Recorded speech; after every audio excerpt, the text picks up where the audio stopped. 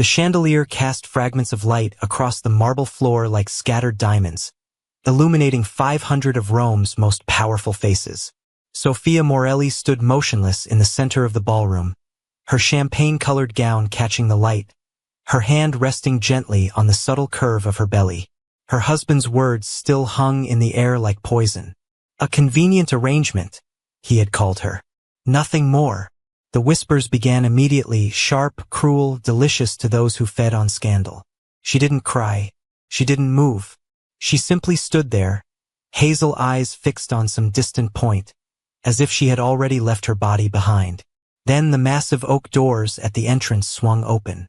3 silhouettes filled the frame, and Dante Morelli, for the first time in his 37 years, felt genuine fear. The evening had begun like any other in the world of Italian elite.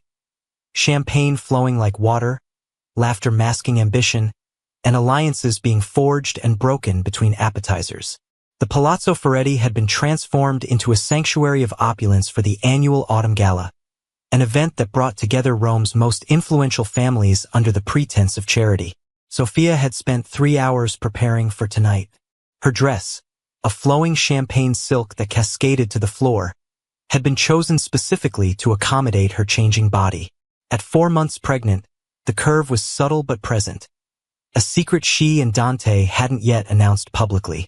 She had styled her long dark brown hair in soft waves that fell past her shoulders, applied minimal makeup to enhance her naturally expressive features, and selected jewelry that spoke of elegance rather than excess. She had wanted to make him proud. That thought now felt like a knife in her chest. The drive to the palazzo had been silent. Dante had spent the entire journey on his phone, barking orders in Italian, his jaw tight with tension. She had tried to reach for his hand once. He had pulled away. Not now, Sophia. Those 2 words had become the soundtrack of their marriage. Not now. Not yet. Not tonight. Not ever.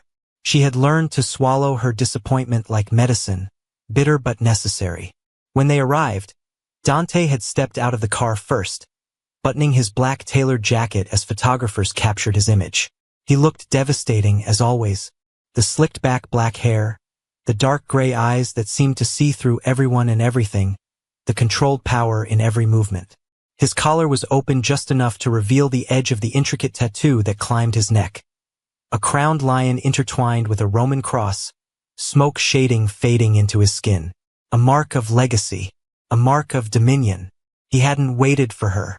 By the time Sophia emerged from the car, smoothing her dress over her belly, he was already halfway up the steps, shaking hands with a business associate. She had followed alone. The first hour of the gala had passed in a blur of polite smiles and surface-level conversation. Sophia had perfected the art of being a mafia wife, gracious but guarded, warm but watchful. She knew how to navigate these waters. She had been raised for them, though no one here knew that truth.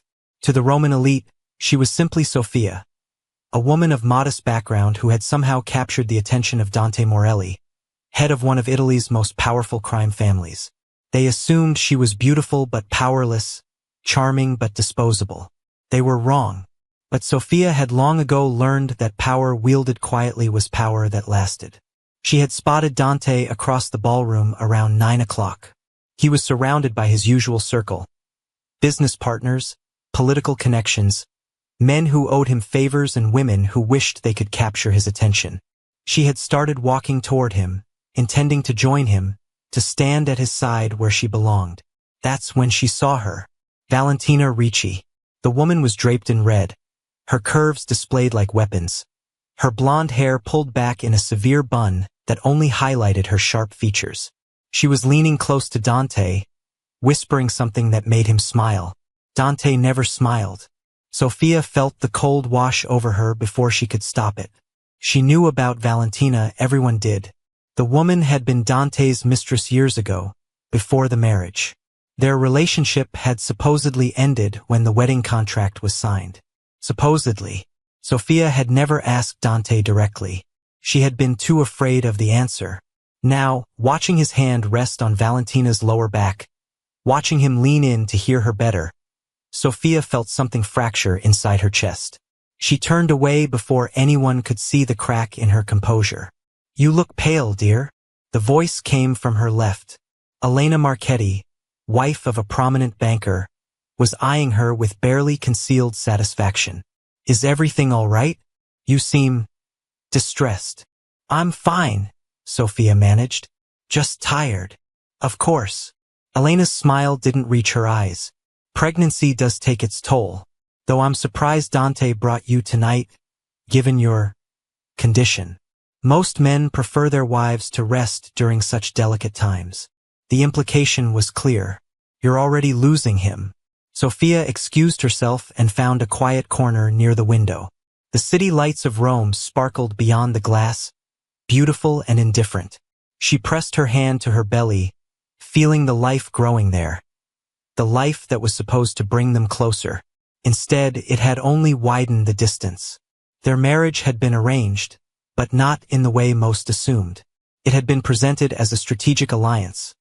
Dante needed stability, a legitimate family image to soften his reputation as he expanded into legal ventures. Sophia had been recommended by mutual connections as a suitable bride. Educated, elegant, well-mannered.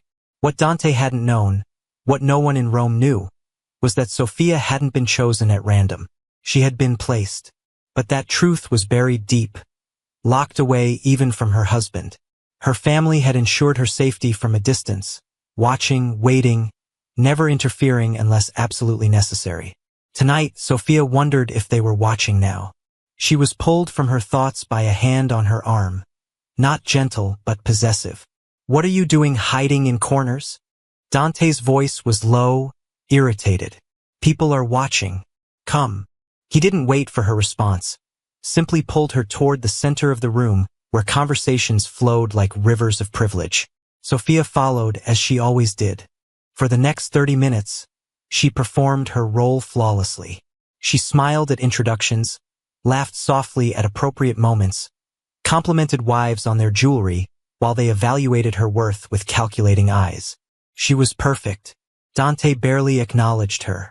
His attention kept drifting, to business discussions, to Valentina across the room, to everything and everyone except the woman carrying his child. Sophia felt the exhaustion settling into her bones. The baby made her tired more easily these days, and standing in heels for hours while maintaining emotional composure was draining her faster than usual. "Dante," she murmured during a brief pause in conversation. "I need to sit down for a moment." He glanced at her, something flickering in those gray eyes. Annoyance? Concern? She couldn't tell anymore. "Fine. I'll find you later." He was gone before she could respond. Sophia made her way to a chair near the edge of the ballroom, sinking into it with relief. A waiter offered her water, which she accepted gratefully. For a few precious minutes, she simply breathed, letting her mask slip just slightly. That's when Marco Vitelli approached. She recognized him immediately, the youngest son of the Vitelli family, known for their wine empire and their tendency to meddle in mafia affairs without fully committing to either side. Marco was handsome in a boyish way, with curly dark hair and an easy smile that probably charmed most women. Sophia was not most women. "Mrs. Morelli," he said, taking the seat beside her without invitation. "You look like you could use better company than what this room has to offer." "I'm quite comfortable, thank you." "Are you?" His eyes dropped to her belly, then back to her face. "Because from where I'm standing, your husband seems to have forgotten you exist." The words struck harder than they should have. "My husband is conducting business," she said carefully, "as expected at events like these." "Is that what they're calling it now?" Marco laughed softly, glancing toward where Dante stood with Valentina. "Business?" Sophia felt heat crawling up her neck. "I don't engage in gossip, Mr. Vitelli." "Of course not. You're too dignified for that." He leaned closer, his voice dropping. "But dignity doesn't keep you warm at night, does it? Doesn't hold you when you're scared. Doesn't tell you that you matter." "You should leave," Sophia said, her voice hardening. "Now." Marco held up his hands in mock surrender. "Just making an observation. If Dante doesn't appreciate what he has." He let the sentence hang, unfinished but clear. He rose and walked away, leaving Sophia trembling with a mixture of anger and humiliation. She didn't know Dante had been watching. She didn't see him excuse himself from his conversation, his jaw tightening as he observed the exchange. She didn't realize that his pride, already wounded by a tense business negotiation earlier that evening, was about to explode in the worst possible direction. Sophia was still trying to compose herself when a hand closed around her arm, hard enough to bruise. "Get up." Dante's voice was ice. She looked up at him, startled by the fury in his eyes. "Dante, what?" "I said get up." He pulled her to her feet, not violently but firmly, steering her toward the center of the ballroom. People were starting to notice. Conversations faltered. Eyes turned. "Dante, please," Sophia whispered. "Whatever you think you saw. I saw you entertaining that pathetic excuse for a man while carrying my child. He approached me. I sent him away." "Did you?" Dante's laugh was cold, carrying.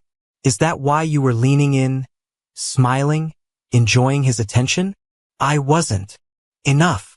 The word cracked through the air like a whip. They had reached the center of the room now. The orchestra had gone quiet. Every face was turned toward them, eager and expectant.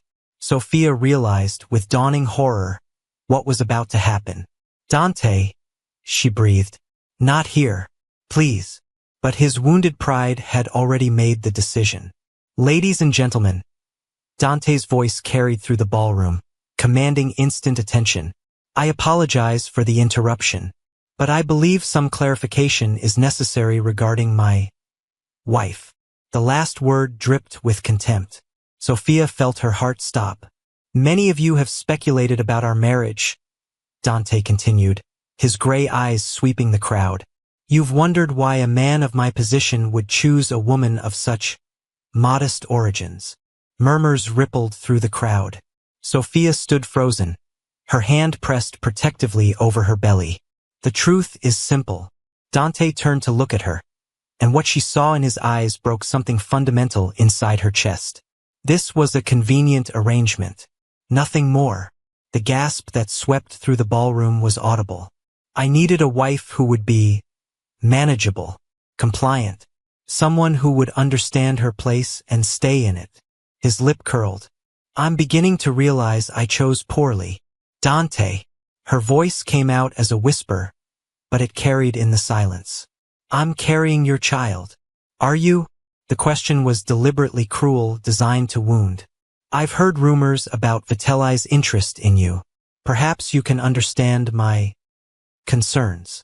The implication was clear, public, devastating. Sophia felt the floor tilt beneath her. 500 people were watching her be destroyed by the man who had vowed to protect her. 500 people were hearing him question the paternity of her unborn child. 500 people were witnessing her humiliation and doing nothing. She didn't cry. She had learned long ago that tears were weapons men used against women. So she locked them away, deep in her chest where they could become something harder, something dangerous. Instead, she stood perfectly still, her hazel eyes fixed on some distant point beyond her husband's shoulder. Her hand remained steady on her belly. Her spine remained straight. The silence stretched. Dante seemed to expect something. Tears, perhaps, begging, the satisfaction of seeing her crumble. He got none of it, and somehow that made him angrier. "Nothing to say?" he sneered. "No defense? No explanation?" Sophia looked at him then, really looked at him, and he saw something in her eyes that he didn't understand. Something that looked almost like pity. "I don't owe you explanations," she said quietly. "Not for conversations I didn't seek. Not for attention I didn't encourage. And not for the child I carry, who is yours whether you choose to believe it or not." Her voice didn't waver, didn't break. It was the most beautiful and terrifying thing Dante had ever witnessed. But before he could respond, before he could reclaim the control he felt slipping away, the massive oak doors at the entrance swung open with a force that shook the walls. 3 men walked in. The crowd parted for them like the Red Sea, not because they demanded it, but because their very presence commanded it. They moved in perfect synchronization, black suits impeccable, faces carved from stone. Dante felt his blood run cold. He knew those faces. The Bellini brothers. Matteo, the eldest, walked at the center. He was tall, over 6 feet, with dark hair graying slightly at the temples and eyes that had seen empires rise and fall. His features were sharp, aristocratic, bearing an unmistakable resemblance to Dante's gaze snapped to Sophia. The same bone structure, the same elegant strength, the same quiet power that he had somehow mistaken for submission. His mind raced, processing, calculating. Ricardo walked to Matteo's right, younger by 5 years, with a presence that radiated barely controlled violence. His hands hung loose at his sides, but Dante knew men like him. They didn't need weapons to be dangerous. Luca brought up the left flank, the youngest but perhaps the most unsettling. His eyes swept the room with the cold precision of a strategist, cataloging exits, threats, weaknesses. When those eyes landed on Dante, they lingered. The message was clear. I see you. I know what you are. And I am not afraid. The brothers stopped 5 feet from where Sophia stood. Sister, Matteo said simply. The word detonated in the silence like a bomb. Sister. Sophia Bellini. Not Sophia of modest origins. Not Sophia the convenient arrangement. Sophia, youngest child of the Bellini family, one of the most powerful mafia dynasties in southern Italy. Their territory stretched from Naples to Calabria, their influence reaching into every level of government, business, and organized crime. And Dante had just publicly humiliated their baby sister, the mother of her unborn child, in front of 500 witnesses. Sophia finally moved, finally breathed. She walked toward her brothers with steady grace, her champagne gown flowing behind her, and stopped before Matteo. He didn't reach for her, didn't embrace her, simply looked at her with eyes that held decades of protection and quiet fury. Are you all right? He asked, his voice pitched low but carrying perfectly in the absolute silence of the ballroom. I am now. Matteo nodded once. Then he turned those eyes, those terrible ancient eyes, on Dante Morelli. We need to have a conversation, Matteo said, about what constitutes appropriate behavior toward a Bellini woman. Dante's mouth had gone dry. He had built his empire on never showing weakness, never backing down, never letting anyone see him falter. But standing before the 3 men who now flanked his wife whose true identity he had never known, he felt something unfamiliar cracking through his armor. Fear. Not of death. Men like him didn't fear death, but of something worse. He feared that everything he thought he knew, everything he thought he controlled, had been a carefully constructed illusion. And he had just shattered it himself. The crowd hadn't moved. 500 of Rome's most powerful people stood frozen. Champagne glasses suspended mid-sip, conversations dead on their tongues. They were witnessing something they would discuss for decades. The moment Dante Morelli discovered he had married into a family that could crush him without breaking a sweat. Ricardo stepped forward, positioning himself slightly in front of Sophia. His movement was subtle but deliberate, a wall of protection that told the room exactly where his priorities lay. Perhaps we should take this somewhere more private, Luca suggested, his voice soft and reasonable and utterly terrifying. Unless you prefer to conduct this conversation with an audience. Dante's eyes swept the crowd. The watching, waiting, hungry crowd. He saw Elena Marchetti practically vibrating with excitement. He saw Marco Vitelli's face pale with the realization of what he had nearly entangled himself in. He saw 100 faces that would carry the story to every corner of Rome before dawn. The study, Dante managed, his voice rough. This way. He didn't wait to see if they followed. He couldn't bear to watch Sophia walk away from him with her brothers. Couldn't bear the sight of her being reclaimed by a family whose power dwarfed his own. Couldn't bear the knowledge of what he had done. The study was 2 floors up, accessed through a private corridor that the palazzo's owners had shown him earlier that evening. The irony wasn't lost on him. He had been so proud then, so confident in his position at the top of Rome's food chain. That confidence lay shattered at his feet now. He entered the study first, moving to the window where the city lights offered no comfort. Behind him, he heard footsteps, the measured pace of men who never rushed, followed by the softer sound of Sophia's heels. The door closed with a decisive click. "Sit," Matteo said. Dante turned, bristling at being commanded in his own city. "I prefer to stand." That wasn't a request. The words were calm, almost pleasant, but Dante found himself sitting before he could stop his body from responding. It was instinct, the recognition of apex predator in the presence of another, more dangerous species. Matteo took the chair across from him. Riccardo and Luca flanked their sister, who remained standing by the fireplace, the flames casting shadows across her face. She hadn't looked at Dante since her brothers arrived. "Let me tell you a story," Matteo began, crossing one leg over the other with casual elegance. 30 years ago, our father made a decision. He had 3 sons and 1 daughter, and he loved them all equally, but his daughter— Matteo's eyes softened almost imperceptibly. His daughter was different. She had her mother's grace and her father's steel, and he knew from the moment she was born that men would underestimate her. Dante felt the words like physical blows. "So he raised her in 2 worlds," Matteo continued. "In public, she was the modest one, the quiet one, the one who would never threaten anyone's ego. In private, she was trained in everything we were trained in: strategy, negotiation, how to read a man's weaknesses in the way he holds his shoulders." Dante's eyes cut to Sophia, seeing her suddenly with new clarity. The way she held herself, the steadiness of her gaze, the absence of fear even when he had torn her apart in front of hundreds. She hadn't been weak. She had been playing a role, and he had been too blinded by his own arrogance to see it. When the opportunity arose for a strategic marriage, Matteo continued, Sophia volunteered. She saw something in the Morelli organization that interested her, potential for legitimate expansion, influence in Rome that could benefit both families.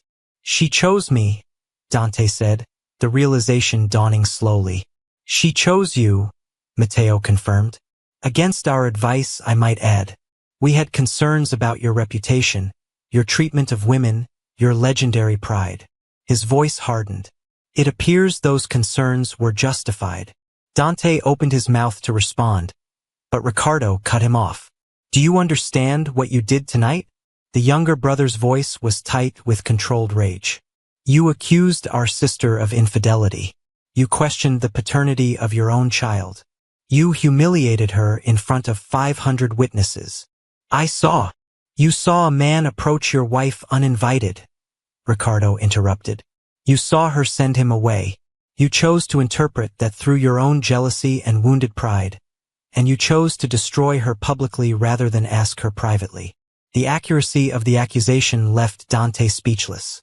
Luca spoke for the first time since entering the room, his soft voice somehow more unsettling than his brother's fury. "Here is what is going to happen. You are going to announce tomorrow that you were temporarily indisposed this evening, a reaction to medication, perhaps, or extreme stress from business dealings. You will publicly apologize to your wife for any misunderstanding. You will spend the remainder of her pregnancy proving that you are worthy of the gift she carries. And if I refuse?" The question was pride speaking, desperate, wounded pride that couldn't accept this reversal of power. Matteo smiled. It didn't reach his eyes. "Then we dissolve this marriage and take our sister home. The child will be raised as a Bellini. Your influence in Rome will systematically disintegrate as every connection, every favor, every alliance you've built discovers that crossing the Bellini family comes with consequences." He paused, letting the words sink in. "You built your empire over 15 years. We could unmake it in 15 days. Dante believed him. The silence stretched, broken only by the crackling of the fire and the distant sounds of the gala continuing below. Sophia. Her name left his lips before he could stop it. She finally looked at him, and what he saw in her hazel eyes made his chest constrict. Not anger, not hatred. Sadness. Deep, profound sadness. "Why didn't you tell me?" he asked. "All this time, why hide who you are? Would it have mattered?" Her voice was steady, but something raw lurked beneath the surface. Would you have treated me differently if you had known I came from power? Would you have been kinder? More attentive? Less likely to ignore me for months at a time? He had no answer. I didn't want to be loved because of my family name, Sophia continued. I wanted to be loved because of who I am. I thought. She paused, and he saw the first crack in her composure. I thought if you saw me without the power, without the protection, you might eventually see me. Really see me. I was blind. Yes, she agreed quietly. You were. Matteo rose, signaling the end of the conversation. We'll be staying at the Hotel de Russi. Sophia will remain with us tonight while you consider your options. No. The word came from Sophia, not Dante. Everyone turned to look at her. I'm not leaving my home, she said firmly. This is my marriage, my situation, and I will handle it my way. Sophia, Ricardo began. I said no. Her voice carried the steel Matteo had described. You came when I needed you, and I'm grateful. But I am not a child to be rescued. I am a Bellini woman, and I will decide what happens next. Dante watched her brothers struggle with this, their protective instincts warring with their respect for her autonomy. Finally, Matteo nodded. As you wish, but we stay in Rome until this is resolved. I wouldn't expect anything less. Sophia turned to Dante, and for the first time since his public humiliation, she addressed him directly with something other than sadness in her eyes. You and I need to talk. Alone. The brothers left reluctantly, extracting promises that Sophia would call if she needed them, that she would not hesitate, that she would remember she had options. She assured them she would. Then she was alone with her husband. The study felt smaller now, the walls pressing in with the weight of everything that had been revealed. Dante remained seated, watching her with an expression she couldn't read. I'm not going to apologize for my family, she said quietly, or for who I am. I'm not asking you to. Then what are you asking? Dante ran his hand over his face, and for the first time since she'd known him, he looked exhausted. The mask of control had slipped, revealing something vulnerable beneath. I'm asking how I didn't see it, he said. A year of marriage, countless conversations, the way you handled every challenge, every social situation, every moment of pressure with perfect composure. He shook his head. I should have known. You saw what you expected to see. A convenient arrangement, I believe you called it. He flinched at having his words thrown back at him. That was honest. Sophia cut in. Perhaps the most honest you've been with me since our wedding night? Cruel, he corrected quietly. It was cruel and untrue. Sophia felt something shift in her chest, but she wasn't ready to let go of her guard. Not yet. What exactly was untrue about it? Because from where I've been standing, this marriage has been nothing but convenience. You needed a wife for appearances. I needed. She stopped, unwilling to reveal too much. What did you need? His voice was softer now, genuinely curious. Your family has more power than mine. More money. More connections. What could I possibly have offered you? The question hung between them. Sophia moved to the window, looking out at the city that had never quite felt like home. I was tired, she admitted. Tired of being a Bellini. Tired of every relationship being analyzed for strategic value. Tired of men wanting me for my family's power or fearing me for the same reason. She turned to face him. You didn't know who I was. You looked at me and saw. Just me. I thought maybe eventually that could grow into something real. Instead, I ignored you. The self-recrimination in his voice was genuine. I buried myself in business and let you disappear into the background. Yes. And tonight you proved that even when you look at me, you don't see me at all. Her voice cracked slightly. You saw a possession being encroached upon. Not a wife. Not the mother of your child. An object. Dante rose from his chair and moved toward her. She didn't step back, but she didn't welcome him either. I was jealous. The admission seemed to cost him something. I saw Vitelli talking to you, and I saw you respond, and something. He broke off, struggling to find words. I don't know how to explain it. I haven't felt jealousy since I was a young man with nothing. I built walls against it. But seeing him close to you, seeing you engage with him when you've been pulling away from me. I've been pulling away because you pushed me away first, Sophia said. Every time I tried to reach for you, you weren't there. Every dinner I prepared that you missed. Every conversation I tried to start that you cut short. Every night I fell asleep alone while you worked or otherwise occupied yourself. Valentina, I wasn't going to say it. You didn't have to. I saw you notice us tonight. Sophia crossed her arms, a barrier between them. Is it still happening? Between you? No. The answer was immediate. It ended before our wedding. Did it? Dante's jaw tightened. She approached me tonight just as Vitelli approached you. I should have walked away immediately. I didn't. And I compounded that failure by taking my guilt out on you. Sophia absorbed this, trying to parse truth from excuse. The baby, she said finally. You questioned the baby. Pain flickered across his features. I didn't mean. But you said it. In front of everyone. You suggested that this child might not be.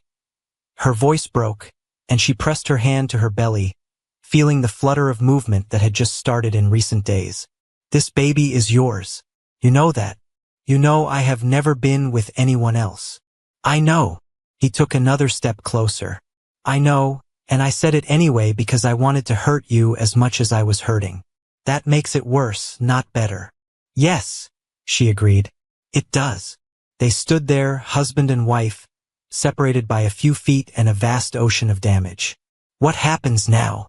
Dante asked. I don't know. Sophia felt the exhaustion of the evening crashing over her. I know what my brothers want. They want me to leave you. They want to absorb your organization and make an example of how you treated me.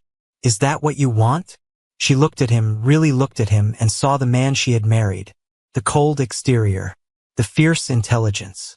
The pride that bordered on fatal. But also the flashes of something else she had glimpsed in rare moments. A loneliness that matched her own. A hunger for something he couldn't name. A capacity for more than he allowed himself to show. I wanted a real marriage, she said softly. I wanted a partner. I wanted to be seen. Tonight you destroyed any illusion that was possible. What if I could rebuild it? Can you? The question was genuine. Can you be the man who sees his wife as an equal rather than a possession? Who comes home at night and actually talks to her? Who holds her when she's scared about becoming a mother and admits when he's scared too? I don't know, Dante admitted, and somehow his honesty was more reassuring than false promises would have been. I don't know if I can be that man. I've never tried. But he struggled with the words. I don't want to lose you. I didn't know that until tonight, until I saw your brothers walk in and realized they could take you away forever. The thought of it. The thought of losing your alliance with the Bellinis? No. His gray eyes met hers with unexpected intensity. The thought of losing you. Your voice in the morning. The way you hum when you think no one's listening. The way you always know when I've had a difficult day, even when I don't say anything. The way you've somehow made that cold house feel like home without me even noticing.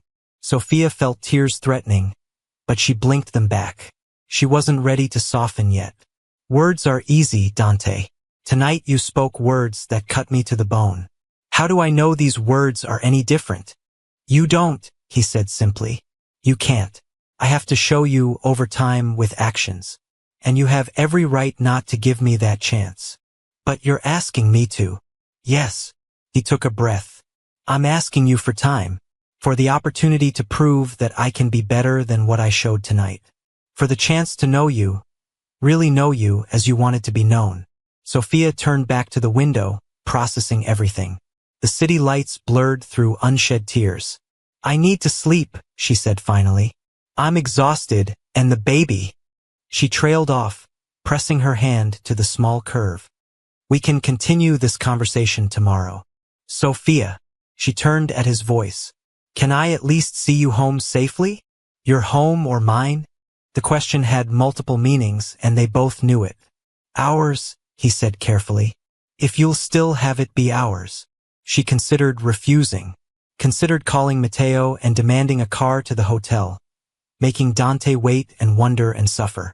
But that was the old game, the power play, the strategic move, and she was tired of games. "One night at a time," she said. "That's all I can promise." Something like hope flickered in his gray eyes. It was small, tentative, easily extinguished. But it was there. "One night at a time," he agreed. The car ride home was silent, but different from the silence of the drive to the gala. That silence had been cold, dismissive. This silence was heavy with unspoken things.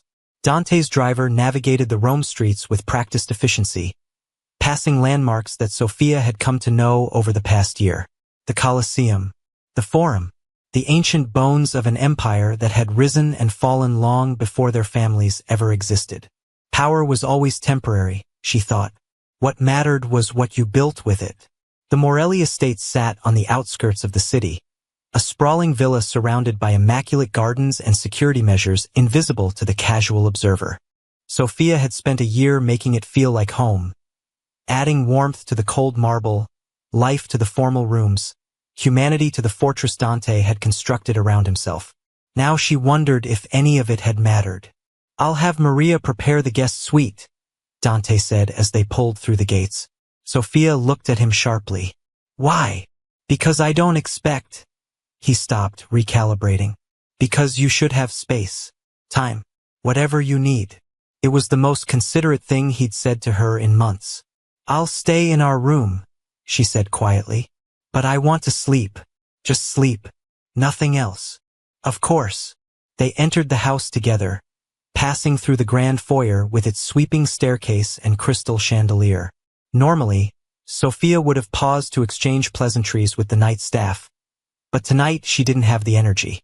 In their bedroom, a space she had designed to feel intimate despite its size, she found her nightgown laid out by the housekeeper and fresh water by the bed. Small kindnesses that had become routine easily overlooked. Dante disappeared into the adjoining bathroom, giving her privacy to change. She moved slowly, her body aching with exhaustion and emotional depletion. The champagne gown fell away, replaced by soft silk. She removed her jewelry piece by piece and let her hair down, feeling the tension in her scalp release. When Dante emerged, he was wearing simple sleep clothes, dark pants, gray shirt.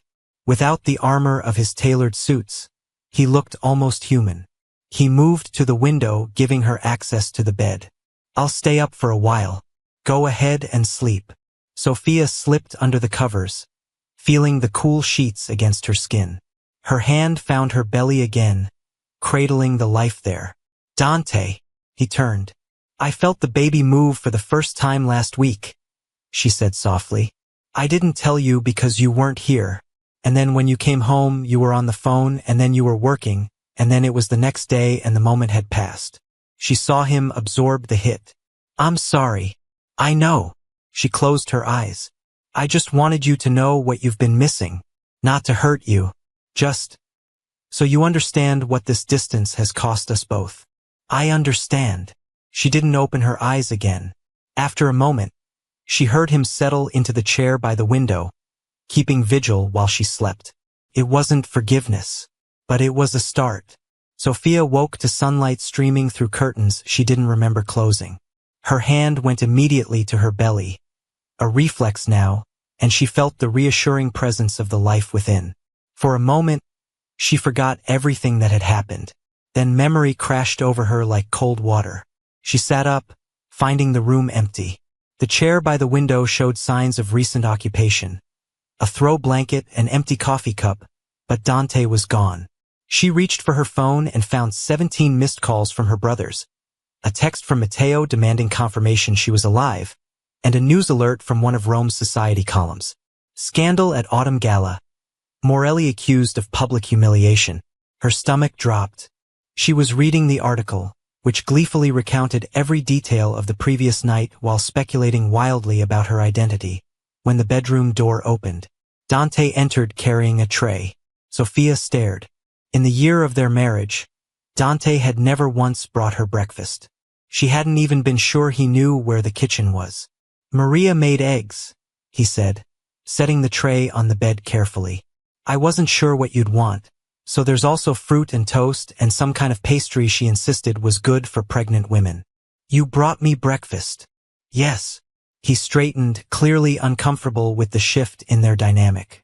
Is that acceptable? Sophia looked at the tray, carefully arranged, still steaming, evidence of actual thought and effort, and felt something crack in her chest. It's acceptable, she managed. Dante nodded once, sharply, then moved toward the door. Aren't you going to eat? He paused. I wasn't sure you'd want me to stay. I'm not sure either, she admitted. But the eggs will get cold if you leave, and Maria will be offended. It was an olive branch. Small, easily rejected. Dante took it. He sat in the chair he'd occupied through the night, pulling it closer to the bed but maintaining distance. Neither spoke while Sophia ate. The eggs were perfect, the fruit fresh, the pastry some kind of honey-soaked miracle that she definitely needed more of. The news is reporting on last night, she said finally. I know. I've been handling it. Handling it how?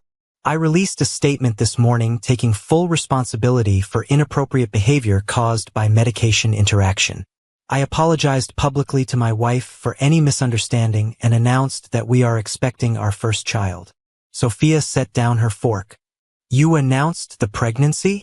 I thought, he hesitated. I thought if people were going to talk, they should have all the facts, including the fact that I consider this child a blessing, not a question mark. It was the right move strategically. It also cost him something, admitting error publicly, seeding the narrative, allowing vulnerability to show. My brothers will have seen the statement. I expect so. They'll want to meet with you. Dante's expression tightened. I expect that as well. You need to understand something. Sophia pushed the tray aside, giving him her full attention. My family doesn't make threats. They don't engage in posturing or play games. If Matteo says he can dismantle your organization in 15 days, he means it literally. He has contingencies for everything. Including your marriage? Especially my marriage. They never wanted this union. They worried, correctly it seems, that you would undervalue me. I had to fight to convince them to allow it. Why did you fight? Sophia considered the question. Because I believed you were different from what people said. I saw you at a charity event 3 years ago, before you knew I existed. You were watching the room like everyone else was a chess piece. But when a waiter dropped a tray and everyone laughed, you went over and helped him clean up. You didn't make a scene of it. You just helped. Dante's expression flickered with surprise. I don't remember that. You wouldn't. It was nothing to you. But it told me something about who you were beneath the armor. She paused. I've been waiting a year to see that man again. And instead you got the man who humiliated you at a party. Yes. The word hung between them, unavoidable. What would you have me do? Dante asked. Tell me what you need, and I'll do it. I need you to be honest. Completely honest. About everything. Such as Valentina. What happened between you, and whether it's truly over. Dante was silent for a long moment. When he spoke, his voice was carefully measured. Valentina and I were together for 2 years before our marriage. She wanted more than I was willing to give. When my advisor suggested I needed a wife for business purposes, she assumed she would be the choice. But you chose me instead. I chose you because you were unknown, unattached, no competing loyalties or expectations. He met her eyes. I chose you because I was a coward who didn't want to deal with Valentina's demands. It had nothing to do with your qualities and everything to do with my avoidance. The honesty was brutal, but Sophia appreciated it. And since our wedding, she has approached me several times. At events, through mutual connections, once at my office. I have declined each time. But last night I was angry about a business deal that fell through. I was drinking more than I should have. She found me at a vulnerable moment and exploited it. He paused. I let her. That's on me. Did you touch her? My hand on her back. Nothing more. But that was already too much. Sophia absorbed this. Why didn't you just come to me? When you were stressed about business, when you needed someone to talk to? Why not me? Because I didn't know how. The admission seemed to cost him. I've been alone since I was 17, when my father died and left me a crumbling empire to save. I learned to solve problems myself, trust no one, need no one. The skills that kept me alive are the same ones destroying my marriage. Can you unlearn them? I don't know, he said again. But I want to try. If you'll let me. Sophia studied him, this powerful man who had built an empire and didn't know how to build a relationship. There was something almost tragic about it. Something that made her anger soften despite herself. I need time, she said finally. I need to see change, not just hear promises. I need to believe that last night was a wake-up call, not just a temporary setback. How do I show you that? By being present. By choosing me over your work sometimes. By talking to me when you're struggling instead of withdrawing. By treating me as a partner, not a possession. I can do that. Can you? She held his gaze. Because if you can't, if this is just temporary contrition, then I need to know now.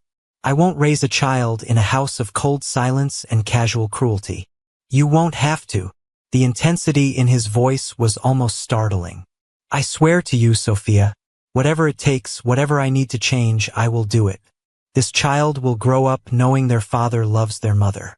Knowing their parents respect each other. Loving me? She caught the slip. You've never said that before. Dante went very still. I don't know what I feel, he admitted. I've never been good at emotions. But I know that when I saw your brothers walk through those doors, when I realized I might lose you, something in my chest felt like it was dying. I know that watching you sleep last night, knowing I caused you pain, was the worst experience of my life. And I know that right now, looking at you, I want more than I've ever wanted anything to be the man you need me to be. It wasn't a declaration of love, but it was something. One day at a time, Sophia said finally. That's what I can give you. One day at a time to prove you mean what you say. I'll take it. He rose, moving toward the door, but stopped with his hand on the frame. Sophia. Yes. Thank you. For not giving up on me yet. She didn't respond. Some things didn't need words. The story continues with Sophia confronting her brothers, the growing tension between Dante and the Bellini family, an external threat that forces unlikely alliances, and Dante's ultimate transformation as he learns to put love above pride. If this story touched you, remember that everyone deserves to be seen and valued, in fiction and in life. Thank you for joining Sophia and Dante on the beginning of their journey. Please like, share, and subscribe. The Bellini brothers arrived at the Morelli estate at precisely 2 in the afternoon. Sophia had spent the morning preparing, not for battle but for negotiation. She had showered and dressed carefully, choosing a deep blue dress that made her look capable rather than fragile. Her hair was pulled back in a simple twist, her makeup minimal but deliberate. She looked like a woman in control. She needed them to see that. Dante had made himself scarce, understanding instinctively that this conversation needed to happen without him present. He had retreated to his office, though Sophia suspected he was doing more pacing than working. Maria showed her brothers into the sitting room, and Sophia rose to meet them.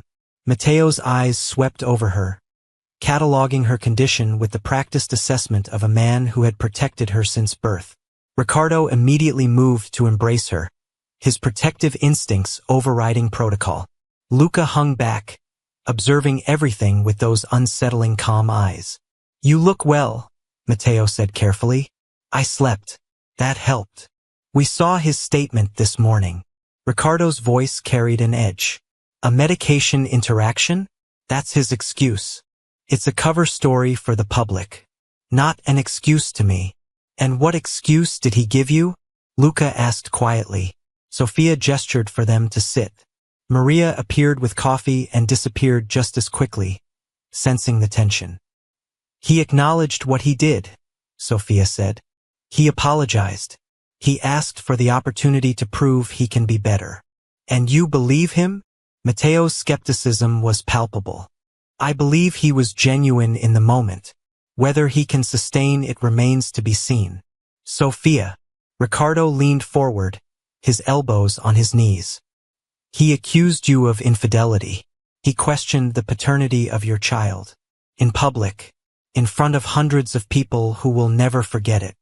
I know. I was there. Then how can you even consider staying? Because I chose this marriage.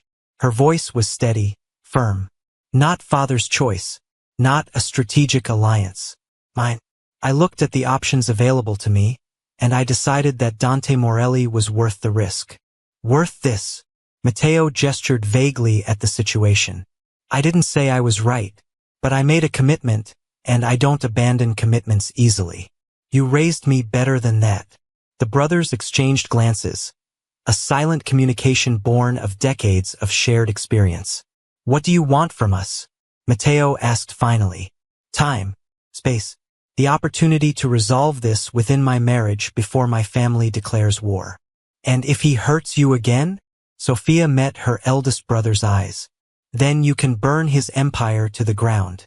But not before. Not without my permission. Ricardo made a frustrated sound. You're asking us to stand by and watch him. I'm asking you to trust me. Her voice cracked slightly. I'm asking you to believe that I know what I'm doing, that I can handle my own life, that I'm not the baby sister who needs constant protection. You will always be our baby sister, Luca said softly. That doesn't change because you're married or pregnant or capable. We protect you because we love you, not because we doubt you. Sophia felt tears threatening and blinked them back. I know, and I love you for it. But right now, I need you to protect me by letting me fight my own battles. Silence descended over the room. Finally, Matteo nodded slowly. 1 month. We will give you 1 month to determine whether this marriage is salvageable. During that time, we will remain in Rome, available if needed. After 30 days, we reassess.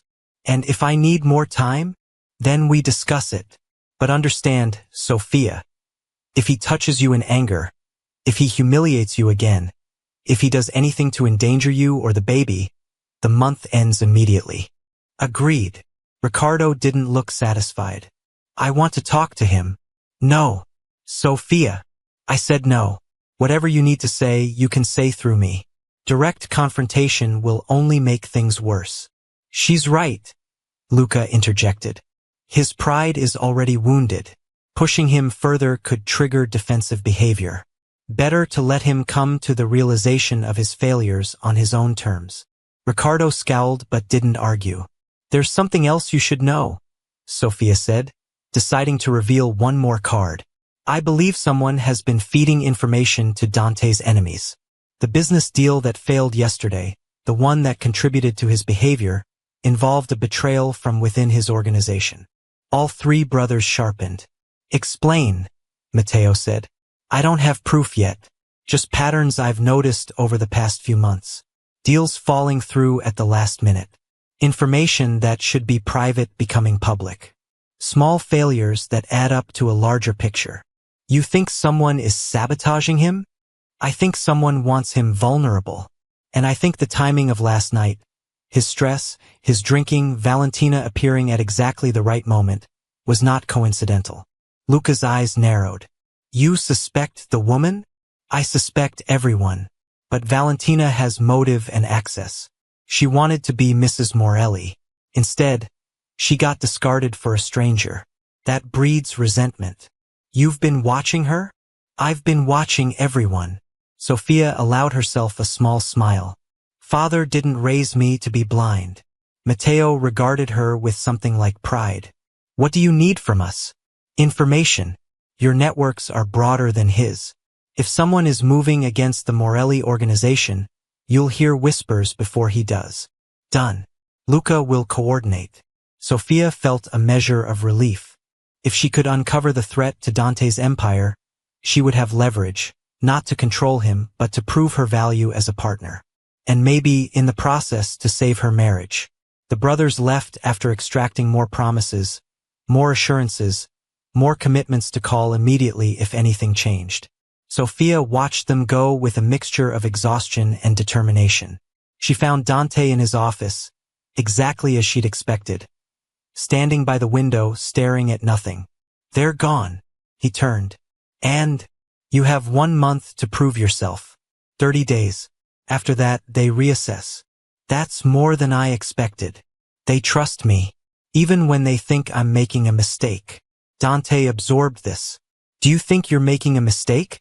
Staying? Sophia moved into the room, taking in the space that she had rarely entered during their marriage. It was all dark wood and leather, masculine and impersonal. No photographs, no personal items. Nothing to suggest a man lived here rather than just worked. I think I'm making a choice, she said finally. Whether it's a mistake depends on what you do with it. Then tell me what to do. Give me instructions. A roadmap. Something.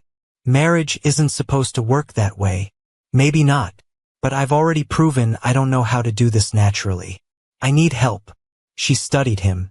The tension in his shoulders, the tightness around his eyes, the way his hands clenched and unclenched at his sides. He wasn't used to asking for help. The admission cost him. Start with being present, she said. Dinner tonight. At home. With me. Not working. Not on the phone. Just present. I can do that. And talk to me about your day, your worries, the business deal that fell through. You know about that? I know more than you think. But I want to hear it from you. Dante nodded slowly. Anything else? Yes. I want to understand your organization, your business, the challenges you're facing. I want to be a partner, not a decoration. He hesitated. That's not. It's dangerous, Sophia. The less you know. I'm already in danger simply by being your wife, by carrying your child. The question is whether I face that danger informed or blind. She stepped closer. My family has been in this business for generations. I understand the risks. I also understand that knowledge is protection. Your brothers won't like it. My brothers don't get a vote. This is between you and me. She saw him wrestling with it, the ingrained instinct to protect by excluding, the fear of vulnerability, the uncertainty of trusting someone he had so recently underestimated. Finally, something in him yielded. Tonight at dinner, he said, I'll tell you everything. Dinner was quiet but not uncomfortable. Maria had prepared Sophia's favorites, a detail that made Sophia wonder if Dante had actually asked, or if the housekeeper was simply intuitive. Either way, the food was perfect, and for the first time in months, they sat across from each other with something other than tension filling the space. The deal was for shipping routes. Dante began as promised. Access to ports in Sicily that would have expanded our legitimate cargo operations. Legitimate being the key word. I'm trying to transition more of our business into legal channels. It's slower, harder, but more sustainable long-term. He paused, swirling the wine he wasn't drinking. The deal required approval from 3 families. 2 agreed. The third pulled out at the last minute. Which family? The Vitelli. Sophia's breath caught. Marco Vitelli's family. His father, specifically, Carlo Vitelli. He gave no explanation, just withdrew support and made the entire arrangement collapse. When did this happen? The meeting was yesterday morning. I spent all day trying to salvage it. By the time the gala started, He stopped, jaw tightening. That's not an excuse. There is no excuse. But it's context, Sophia said carefully. Context I didn't have. Would it have changed anything? Knowing I was already on edge when I saw you with his son. Maybe I would have understood why you reacted so extremely. Maybe I would have approached you differently, given you space instead of simply existing in the same room as another man. Dante shook his head. Don't make excuses for me. My reaction was unjustified regardless of circumstances. Sophia appreciated his refusal to minimize, even as she filed away the information about the Vitellis. Another piece in the puzzle she was building. What happens now with the shipping routes? I find another way, or I don't. Some battles aren't worth fighting. And which is this? He looked at her, really looked at her, and something shifted in his expression. A month ago, I would have said it was everything. That losing this deal was unacceptable, that I needed to retaliate, that the Vitellis had made an enemy. And now I'm sitting at dinner with my wife, having an actual conversation, and I'm realizing there are more important things than shipping routes. It wasn't a declaration of love, but it was progress. The days that followed established a new pattern. Dante came home for dinner. Not every night, some things couldn't be avoided, but more often than before. When he couldn't make it, he called. When he was late, he texted. Small gestures that added up to something larger. They talked. About business, about the pregnancy, about nothing in particular. Sophia learned about the pressures he faced, the enemies he navigated, the weight of an empire he had built from near collapse. Dante learned about her childhood, her brothers, the training she had received that no one outside her family knew about. He was fascinated by her hidden depths. She was touched by his willingness to discover them.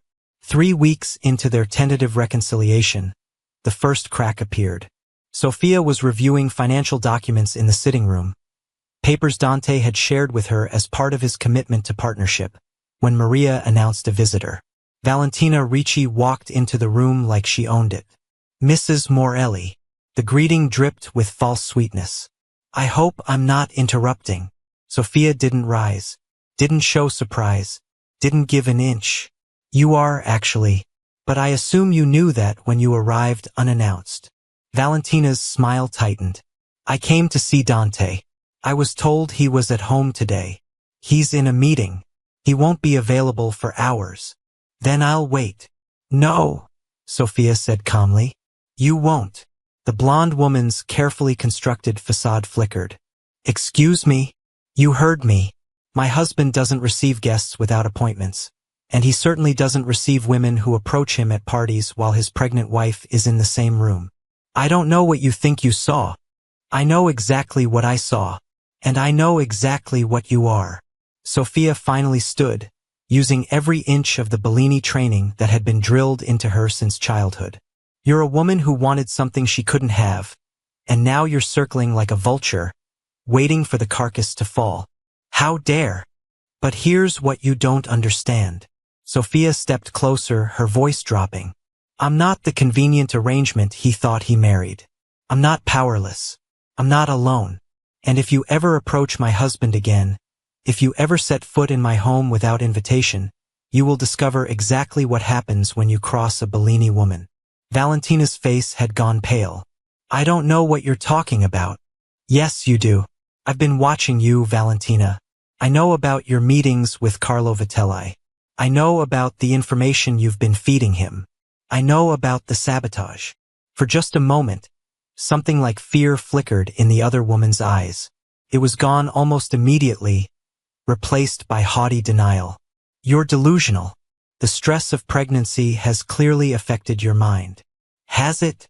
Sophia smiled, and it wasn't pleasant. Then you won't mind if I share my delusions with my husband, or with my brothers. I'm sure they'd find my imaginings very interesting. Valentina's composure cracked. You don't know what you're dealing with.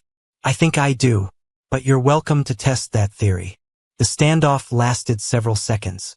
Then Valentina turned, heading for the door. This isn't over, she said over her shoulder. No, Sophia agreed. It isn't. She told Dante that evening. His reaction was exactly what she expected, fury, followed by the cold calculation that made him dangerous. How long have you known? I suspected since the gala. I've been gathering proof since then. And the Vitellis? You think they're behind the business failures? Valentina is their weapon. She still has access to your inner circle through old connections, old loyalties. She's been feeding them information about your vulnerable points. Sophia handed him a folder she had compiled. It's all there. Meeting records, communication logs, financial transfers. Luca helped with some of it. His networks are impressive. Dante looked at her with an expression she couldn't quite read. You did all this. For me. For us. For our family. I don't deserve. Don't. She cut him off gently. Don't tell me what you do or don't deserve. Just tell me what you're going to do about it. He studied the folder, his mind clearly racing through implications and possibilities. The Vitellis aren't powerful enough to move against me directly, he said finally. But if they're working with Valentina, If they're building a coalition of smaller families who feel threatened by my legitimate expansion, then they become a serious problem. Yes. He looked at her. This will require careful handling. If I move too aggressively, I confirm their fears about my volatility. If I move too slowly, they grow stronger. What do my brothers suggest? Dante's jaw tightened.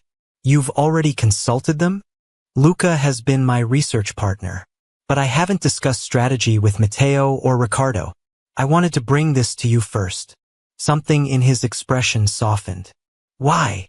Because you're my husband. Because this is your empire. Because I want to be your partner, not your manager. He set down the folder and moved toward her, stopping close enough to touch but not quite closing the distance. A month ago, you wouldn't have trusted me with this information. A month ago, you wouldn't have deserved to be trusted. And now, Sophia considered the question carefully. Now I think you're trying, really trying, and that earns you more trust than you had before. But not complete trust. Trust is earned in increments, Dante. We're not there yet, but we're closer than we were. He reached out, his hand hovering near her face before finally making contact. A gentle brush of fingers against her cheek. It was the first time he had touched her with tenderness since before the gala.